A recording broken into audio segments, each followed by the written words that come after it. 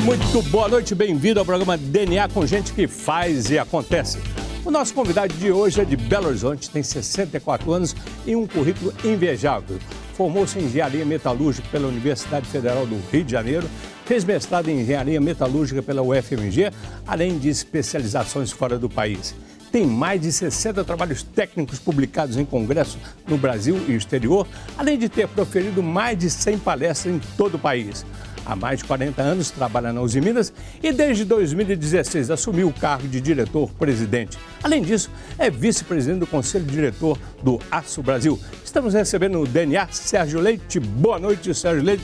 Bem-vindo, me conte tudo, não me conta nada. De Belo Horizonte para o mundo, não é isso? Boa noite, Paulo. Prazer imenso estar aqui com você. Bem-vindo, bem-vindo. E o que você traz junto com você aí, dentro dessa carcaça, no bom sentido, aí, valores de berço, né? Que valores que são esses aí?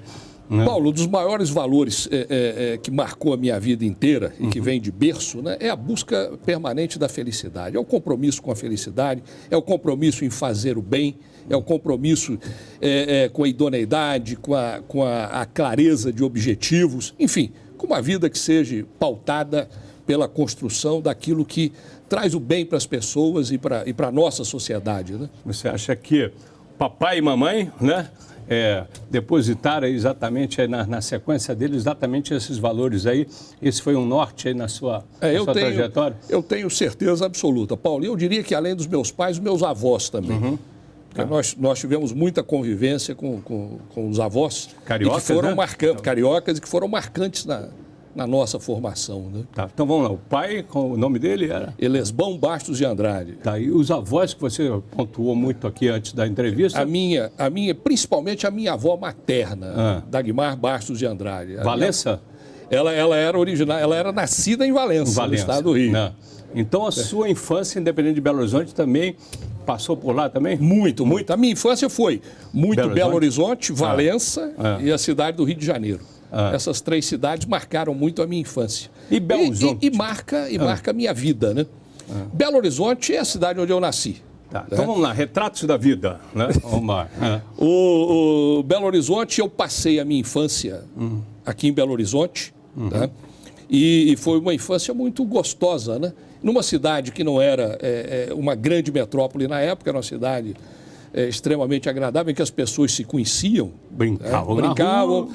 A gente ia muito no Parque Municipal, ia muito na Praça Raul Soares, ia muito na Praça da Liberdade. E não podia deixar de ser no Minas Tênis Clube, né? Do qual sou sócio até hoje. Claro. E na rua também tinha as brincadeiras de rua? Tinha. Naquela época, as crianças brincavam muito na rua, né? E Belo Horizonte permitia isso, né, Paulo? Você morava em que bairro aí? Olha, eu nasci na Floresta, tá? Depois nós mudamos para o Anchieta. Tá. Ambos tinham, a Floresta, sobretudo, tinha um ar assim, interiorano, né? Sim, totalmente, né? Assim. Floresta, Santa Teresa, então, era o interior da cidade de Belo Horizonte. Tá. Né? E aí estudou aonde? Veio aí para... Aos 7 anos de idade, nós mudamos para Campos, no estado do Rio. 7 anos? 7 anos de idade. Foi curta aqui, ó. Depois eu volto a Belo Horizonte para fazer mestrado. Tá? Mas de 7 até? De 7 até os 22, morei no estado do Rio. Moramos rapidamente em Campos, tá? Depois moramos um tempo maior em Valença e na cidade do Rio de Janeiro. Na cidade do Rio de Janeiro eu passei, diria a você, a minha juventude desde os 16 anos até os 22 no Rio de Janeiro. Tá, mas a profissão do pai, o pai, repetindo, o pai era o... Lesbão Bastos de Andrade. Meu pai era engenheiro metalúrgico também, a mesma profissão que eu abracei, certamente influenciado por ele. Né? Ver, então. E meu pai era professor da UFMG, né? E embora não tenha nascido em Belo Horizonte, vindo para Belo Horizonte adolescente, adorava essa cidade. Essa cidade era tudo para ele, né? Meu pai... E a mãe? A minha mãe era do Rio também, né? Quando se casou, veio para Belo Horizonte no início dos anos 50. Meus pais, em 1968, se separaram. Daí a razão de nós termos mudado para o Rio, que minha mãe voltou para o Rio de Janeiro, né? Meu pai permaneceu aqui em Belo Horizonte até vir a falecer. Faleceu com 86 anos, muito bem de saúde em termos físicos e mentais. Teve um infarto e veio a falecer no mesmo dia, né? Entendi. E meu pai morou, vida inteira. desde que veio para Belo Horizonte em 39, aqui morou a vida inteira, né? Mas quem que influenciou mais aí na sua formação? Quem que era mais rígido? Quem que era passava a mão na sua cabeça mais? Quem que endossava as suas artes no bom sentido? Você era arteiro ou não? Não, normal. Você mas quantos irmãos vão situando aqui? Eu tenho mais um irmão e uma irmã. Tá, e você era o mais velho? Eu era o mais velho. Pois é, e aí, arteiro não? Quietinho? Não, normal. Não diria quietinho, mas normal, né? Meus pais, ambos eram rigorosos, mas minha mãe era mais rigorosa. Levava um puxão de orelha e tudo? Certamente. Quem dava mais amor e carinho e apoiava mais era minha avó, né? Minha avó foi muito marcante na minha vida, né? Minha avó, ela... Puxava a orelha também? Também. Mas com muito mais carinho. Mais carinho, né?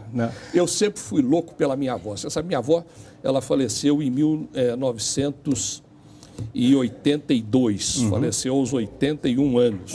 Até hoje eu tenho saudade dela, Paulo. E até hoje eu me lembro dos bons momentos que nós passamos juntos. Não tem idade. Eu curti muito ela, convivi com ela durante 29 anos, né? Antes de chegar, dando sequência, desculpe aí, te interromper, mas antes de chegar ao curso de engenharia, como é que você foi? Era bom aluno? Arteiro você falou que não era. Sempre bom aluno, Paulo. Bom aluno? Sempre bom aluno. Bom em matemática? Bom em matemática. O início era aritmética, né, no nosso tempo, né? Não, mas eu já peguei a matemática mesmo. Né? Tinha aritmética dentro da matemática. Mas era bom mesmo? Bom. Eu sempre gostei muito de estudar, gosto muito de ler, né? E os estudos desde os primeiros anos. Jardim de infância eu estudei aqui, hoje não existe mais, que era um jardim de infância que se chamava Delfim Moreira, aqui na rua da Bahia. Então, eu fiquei 3 anos no Jardim de Infância Delfim Moreira. Né? Desde essa época do Jardim de Infância eu me dediquei ao estudo, né? Sempre gostei. Tá. E aí a faculdade foi na UFMG, né? Não, a faculdade foi na UFRJ. Foi lá, tá. Graduação na UFRJ, pós-graduação aqui na UFMG. E aí um novo tempo, né? Como é que foi essa página aí do seu diário de bordo aí? Foi muito interessante, Paulo, pelo seguinte, como eu comentei com você, eu passei a minha juventude no Rio de Janeiro, né? E ao formar, né, eu tomei a decisão de vir para Uzi Minas. Né? Naquela época que eu formei em engenharia, você, sem fazer esforço, tinha pelo menos 6 empregos para você escolher. Se você buscasse, você teria 10, 15, aí ia depender do seu esforço. No meu tempo de estudante, eu estagiei em todas as siderúrgicas importantes brasileiras. Estagiei na Uzi Minas, estagiei na CSN, na Cosipa, na época, que hoje é Uzi Minas, lá em Cubatão, né? Então, quando eu formei, qual era a minha decisão? Eu queria focar em 2 coisas. Primeiro, trabalhar na indústria. Tá? E numa indústria que tivesse linha de produção. Segundo, que essa indústria fosse a melhor do país. E, na época, a escolha foi para Uzi Minas. Mas chegou com currículo? Chegou com currículo? Eu já tinha estagiado na Uzi Minas, né? Então o pessoal já me conhecia, né? Eu recebi um convite da Uzi Minas para ir trabalhar no centro de pesquisa e eu prontamente aceitei. Agora, no Rio de Janeiro, achavam que eu tinha enlouquecido. Como é que eu ia sair do Rio de Janeiro, de Copacabana, de toda a cidade? Da praia, ali era praiano e tudo. E ir para Ipatinga. Ipatinga é uma cidade hoje excelente. Mas no início dos anos 70 era uma cidade ainda nos seus primórdios, né? Mas você estava solteiro nessa época? Eu fui para lá solteiro. Tá. E casou em Ipatinga depois? Não, casei com uma namorada do Rio. Do Rio, né? Mas largar o Rio não deve ter sido mole, não, né? Você trocar uma praia lá, a paisagem urbana era bem diferente, né? Nesse aspecto, foi um foco na profissão, né? Em buscar a melhor formação possível. E olha, foi uma adesão que eu tomei há 40 anos atrás, que hoje eu tenho certeza absoluta, nunca tive dúvida, mas hoje tenho certeza absoluta que foi a decisão acertada para a minha carreira e para a minha vida. Né? Foi um viés certíssimo. Então. E aí, foram 40 anos dentro... 40 anos de Uzi Minas, em 2 grandes blocos, Paulo, 20 anos em Ipatinga, 20 anos em Belo Horizonte. 20 anos de Ipatinga na área industrial, 20 anos de Belo Horizonte na área comercial. Tá. E aí, conta um pouquinho dessa experiência. E nesse período, conhecendo praticamente a empresa toda, né? Tanto a área financeira, a área de engenharia, todas as outras áreas, porque tinha interfaces, né? Inclusive no exterior, né? Essa é a minha 13ª posição na Uzi Minas. Tá. Então, em 40 anos, equivaleria, em média, a uma posição a cada 3 anos. Tá. Equivaleria até a cada 3 anos mudar de emprego, né? Hoje tem... Atualmente menos, mas há 10 anos atrás era muito defendido que você tinha que passar por vários empregos, não? Eu, numa única empresa, eu passei por várias posições. Eu acho que isso aí foi importante para a minha formação. Você chega à presidência com esse diário de bordo todinho, com todo esse know-how, mas com eu diria também, com todas as feridas que levaram a Usiminas em determinado momento a isso, aquilo. Então, a sua experiência, você literalmente viveu na carne, né? Não sim, foi? Sim. E aí, isso te deu o quê? Uma sofreguidão em determinado momento e depois o Fênix aí ressurgindo como agora é a Usiminas, que a gente volta a ter esse orgulho aí, exatamente dessa grande empresa que tem o nosso carimbo de Minas Gerais aí. A Usiminas, como empresa, ela tem 62 anos e em operação tem 55 anos. Desses 55 anos, mais de 40 eu passei na Usiminas. Agora, a Usiminas, ela marcou muito a nossa vida, da minha família, porque a Usiminas, ela nasceu de um sonho, e de um sonho de mineiros, de estudantes mineiros, de políticos mineiros, de empresários mineiros. Você um pouquinho desse lado aí. E foi um sonho acalentado aqui em Belo Horizonte na década de 40. Meu pai era estudante de engenharia. Nós estávamos, naquela época, na Segunda Guerra Mundial. Getúlio tinha acabado de fazer um acordo com Franklin Roosevelt, que deu surgimento à CSN.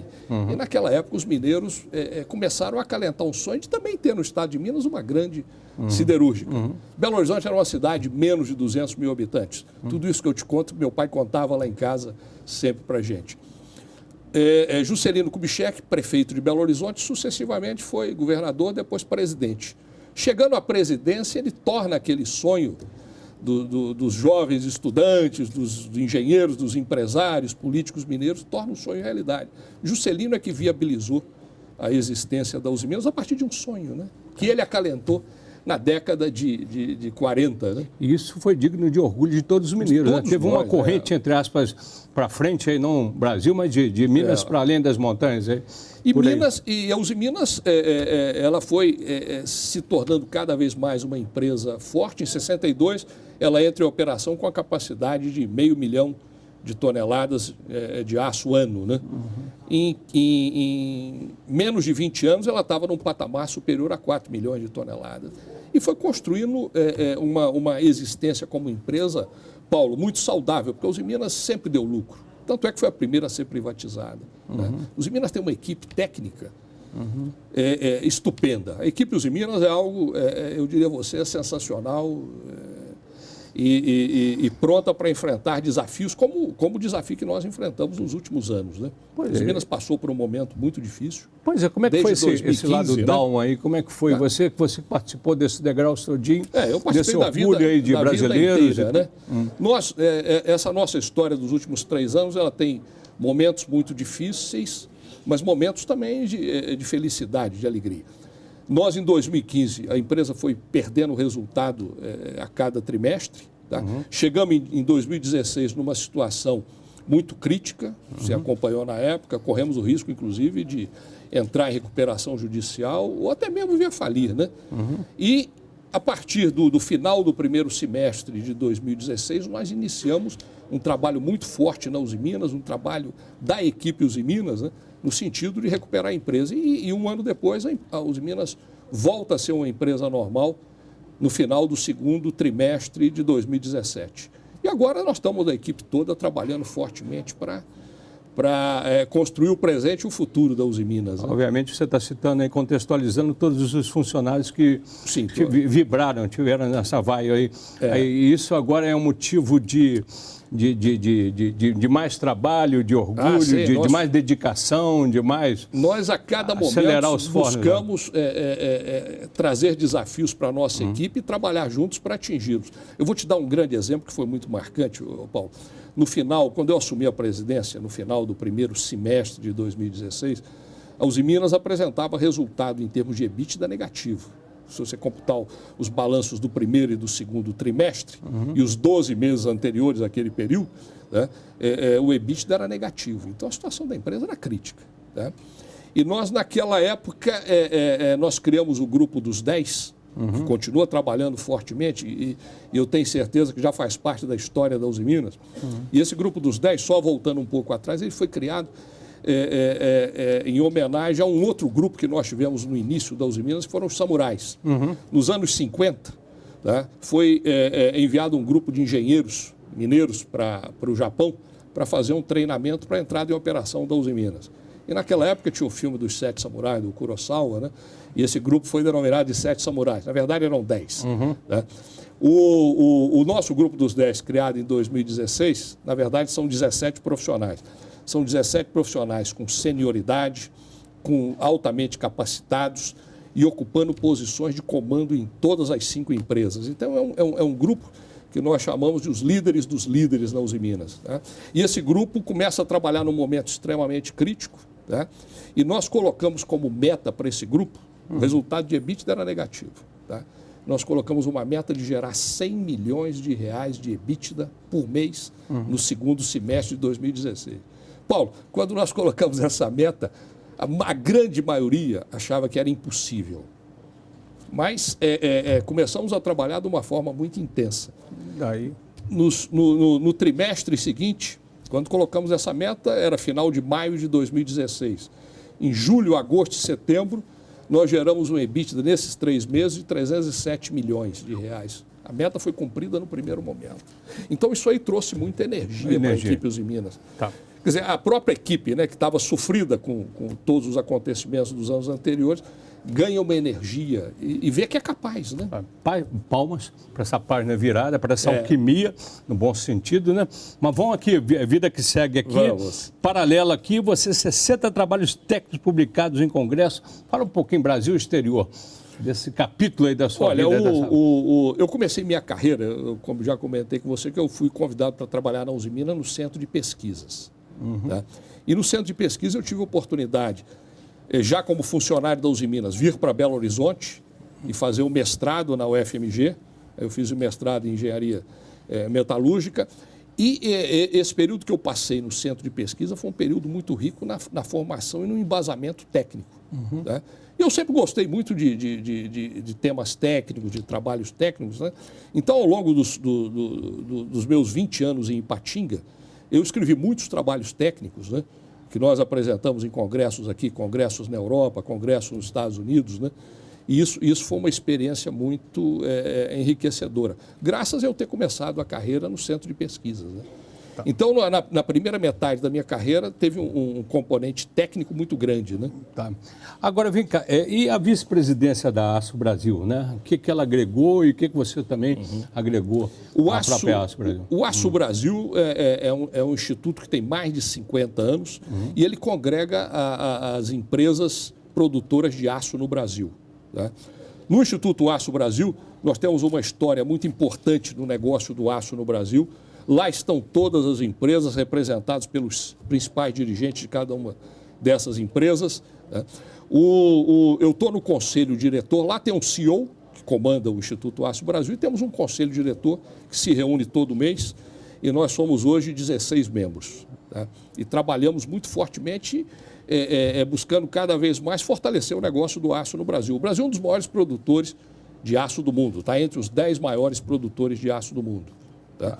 E eu, há 2 anos atrás, assumi a vice-presidência do Conselho Diretor do Aço Brasil. Estou assumindo mês que vem a presidência, porque lá a sequência é você, normalmente, né? Você é eleito vice-presidente, depois, na sequência, você também, normalmente, é eleito presidente. Né? Ok.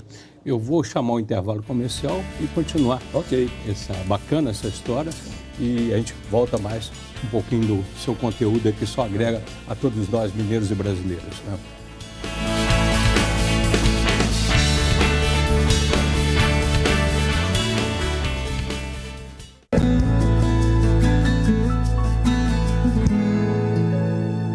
Bem, de volta ao programa DNA.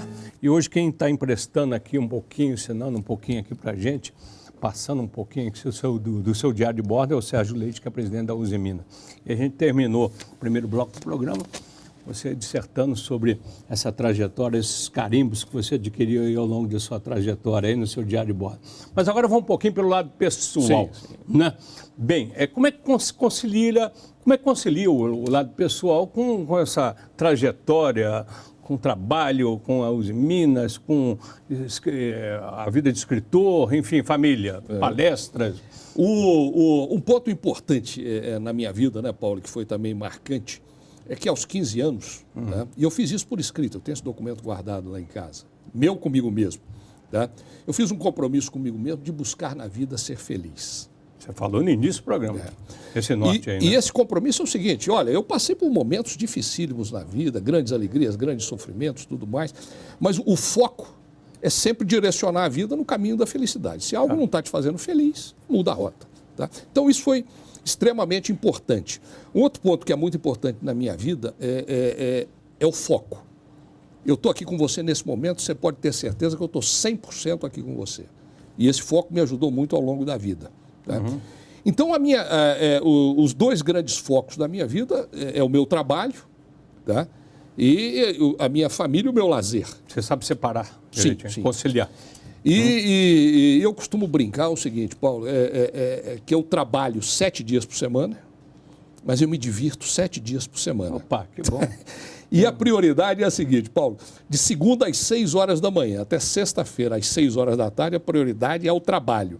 De sexta-feira às 6 horas da tarde até segunda-feira às 6 horas da manhã, a prioridade é o lazer, é a família, os amigos. Aí vamos falar, né, dos filhos, né? Como é que são quantos filhos? Eu tenho dois filhos. Dois filhos? Tenho um casal de filhos. Quantos anos aí? Já estão o meu mais velho, o Sérgio Leite de Andrade, filho, né?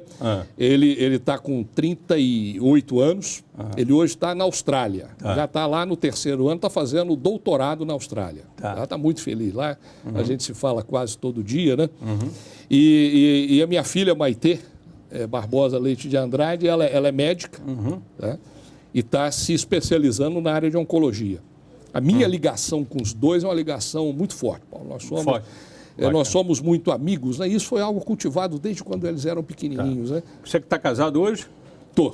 Eu tenho uma mulher, ela é a Denise. Ela tem 2 filhas, né? E que são minhas filhas também, adoro a Érica e a Marcele, né? E eu costumo dizer o seguinte, Paulo, que na verdade eu tenho 7 filhos. Eu tenho o Sérgio Filho e a Maitê, tenho a Marcele e a Érica, tenho 2 cachorros e um gato. Opa! Essa é a minha família. Completa a história. Então vamos seguir aqui, só porque o tempo é curto. Seu hobby, qual que é o hobby? Olha, meu hobby, leitura, tá? Caminhada. Caminhada, você está falando que está meio relapso aí para caminhada? Não. Caminhada rigorosamente todo dia, ali 1 hora por dia. Ali em Lourdes. Caminho ali na Praça da Assembleia. Opa. Essa é rigorosa. Quando eu viajo, eu levo meus equipamentos para caminhar. Eu só não caminho se estiver chovendo. Tá. Isso vale para Rio, Ipatinga? Qualquer lugar que eu estiver. Qualquer lugar que eu estiver. Tá? Então, a caminhada ela é extremamente importante para mim. Leitura também está sempre presente. Tem algum livro agora, de cabeceiro, no momento? Está com algum? Não, eu tô lendo um livro de história econômica a nível mundial. Qual que é? Sabe? História da economia mundial. Do Hilbert. Tá. Um livro muito bom. Eu gosto muito de economia e de história. Tá? E tenho uma biblioteca com mais de 3 mil livros. Evidentemente, não consegui ler os 3 mil livros, mas eu gosto muito de comprar. Então vamos correr aqui. Viagem inesquecível. Agora ping-pong aqui. É uma viagem inesquecível. Olha, eu já viajei muito no Brasil, conheço o Brasil praticamente todo, conheço mais de 30 países no mundo. Mas a viagem realmente que me marcou muito foi uma viagem que eu fiz de Manaus a Belém, num navio. Né? Foi uma viagem de 7 dias pelo Rio Amazonas. Maravilhosa, essa foi marcante. E a gente ia parando na cidade, parava em Santarém, parava... Só que eu fiz de rede, você deve ser. Eu fiz numa cabine. Espartana, mas numa cabine. Prato preferido? Olha, o meu prato preferido... Seguido de quê, né? Harmonizado com o quê? O meu prato preferido, Paulo, é um prato muito mineiro. É um bife a cavalo, arroz, feijão, tomate e batata frita. Tá. Aí vale com vinho também? Vale com vinho também. Vinho sempre, né? Não, com cerveja não, né? Não. Vinho. Qualidade sua? No espelho. Paulo aqui está espelhando. Qualidade. Ô, Paulo, é muito difícil você falar em termos de qualidade de si próprio, né? Eu diria a você que talvez uma qualidade minha seja buscar sempre fazer o bem, né? Tá? É um compromisso com o bem. Tá. Eu diria a Defeito. você. Sou muito rigoroso comigo mesmo, Paulo. Opa! Isso é dever. E os meus filhos também acham que eu era mais rigoroso com eles quando eles eram meninos, né? Tá. E saudade? Saudade? Da minha avó. Da avó? Eterna. Saudade falou eterna. dela desde o início. Saudade aqui, eterna, né? Paulo. Saudações. Eu vou te confessar uma coisa, né? Eu convivi com ela há 29 anos, momentos marcantes na nossa vida, na minha e na dela. Né? Eu até hoje, às vezes, eu choro de saudade dela. Né? Mas uma saudade positiva, uma saudade que traz alegria, que me faz bem. Porque você tem saudades dolorosas. Essas eu não as tenho, graças a Deus. E positiva, boas energias. Eu tenho um ponto muito importante que me ajuda muito também, Paulo, é o seguinte: a cada noite, quando eu vou dormir, eu viro a página da vida. Né? Amanhã é um novo dia, amanhã Qual é a sua religião? Católico. Praticante? Não, já fui praticante. Já foi. Tá. Então, já fui até aquilo que no passado se chamava carinhosamente de bicão de sacristia. Né? Sim, eu lia epístolas na missa. Bacana. Mas hoje não sou mais praticante, não, mas continuo católico. Né? Estou correndo aqui, ó. Medo. Não, eu não tenho. Sem medo? Não tenho medo. Eu sou cuidadoso, né? Vamos supor, questão de segurança que nós vivemos nas cidades brasileiras. Tá? É claro que eu tenho medo de ser assaltado, mas para isso a gente toma cuidado, né? Tá? Que tipo de cuidado aí você fala? Cuidado é ficar mais atento. Vou te dar um cuidado seguinte. Eu tenho residência aqui em Belo Horizonte, no Rio de Janeiro. O Rio de Janeiro atravessa um momento muito delicado no campo da segurança. Qual é o cuidado que você tem que ter no Rio? É evitar ir a lugares de risco. Esse é o principal cuidado. Se você tiver esse cuidado e ficar atento, né? Você não pode ficar distraído. Eu, às vezes, fico vendo as pessoas andarem nas ruas com os celulares na mão. Né? Isso é um descuido. Correntinha de ouro na praia, tal, não dá. Lá nem relógio eu uso. Caminho muito no Rio, mas vou sem lenço e sem documento. O Caetano vai falar que você está. Vem cá. E se aposentar? Você já pensou nisso? Não penso em aposentar, Paulo. Não imagina? O que eu penso é ir me adaptando, né? Eu falo para você o seguinte: eu tenho planos de A a Z. Tá? O plano A é o plano atual, é Uzi Minas. O plano Z seria a aposentadoria total. Tá? E a partir daí, opções que vão surgindo na vida. Né? Eu quero trabalhar até morrer, Paulo. Pois é, aí, palavra-chave aqui é morrer. Né? Aí tem que parar um pouco. Essa é a única certeza da vida. Aí no jazigo ali, se você pudesse deixar escrito, você deixaria o quê escrito ali? Alguém escrever lá. Eu, no meu jazigo, eu já pensei nisso. Tem duas opções, Paulo. Se os meus amigos, que eu vou morrer, alguém vai cuidar de mim, minha família, dos meus filhos, do meu corpo, né?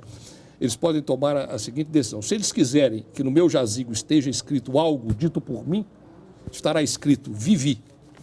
Se eles desejarem que no meu jazigo esteja algo escrito por eles, eu pediria a eles que escrevessem viveu.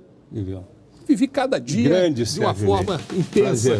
Obrigado por ter vindo. Muito bom estar com você aqui. Obrigadão. Grande prazer. Prazer. Obrigado. Continua que está rodando aí.